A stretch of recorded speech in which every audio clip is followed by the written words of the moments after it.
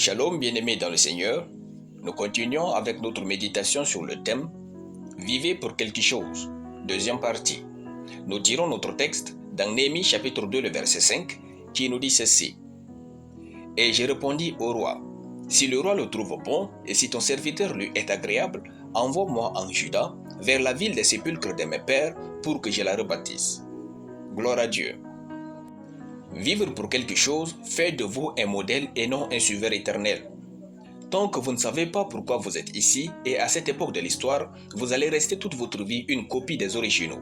Or, vous êtes un spécimen unique de Dieu sur la terre.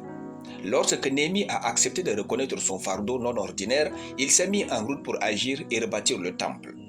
Néhémie est devenu par la suite leader et gouverneur de Jérusalem. Quand vous découvrez votre fardeau, vous devenez leader. Quand vous découvrez votre don, vous devenez leader. Quand vous découvrez votre talent et ce pourquoi vous êtes doué, c'est désormais vous que les gens copient et prennent pour modèle. Car vous les inspirez à devenir meilleurs et à réussir. Vivez pour quelque chose de plus grand que vos diplômes. Vivez pour quelque chose de plus grand que votre emploi. Vivez pour quelque chose de plus grand que vos richesses.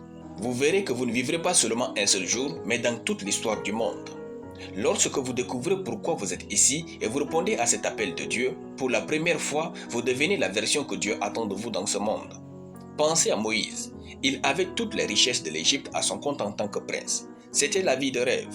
Mais quand l'heure du fardeau sonna dans son cœur et qu'il a répondu à l'appel de sa destinée, il a tout quitté pour cela. Alors, dites-nous, combien de sommes d'argent voudrait-il pour diviser la mer Rouge ? Combien de sommes d'argent voudrait-il pour nourrir des millions de Juifs durant 40 ans et sans arrêt ? Tout l'argent de l'Égypte aurait-il suffi pendant que ces mêmes hommes ne travaillent pas ?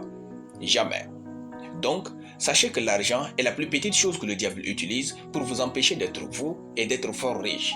L'argent que vous cherchez est en train de vous chercher aussi, mais ce n'est pas cette version de vous qu'il attend. Devenez qui vous devez être et vous allez vivre l'abondance et le succès infini. Dieu est heureux à l'idée de vous bénir. Alléluia. Nous allons prier.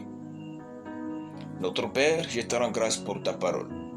Je déclare que je vis une vie à succès et inspirante au nom de Jésus. Amen. La lecture biblique en une année, 1 Chronique chapitre 10 à 1 Chronique chapitre 12. Soyez bénis, c'était le pain du ciel.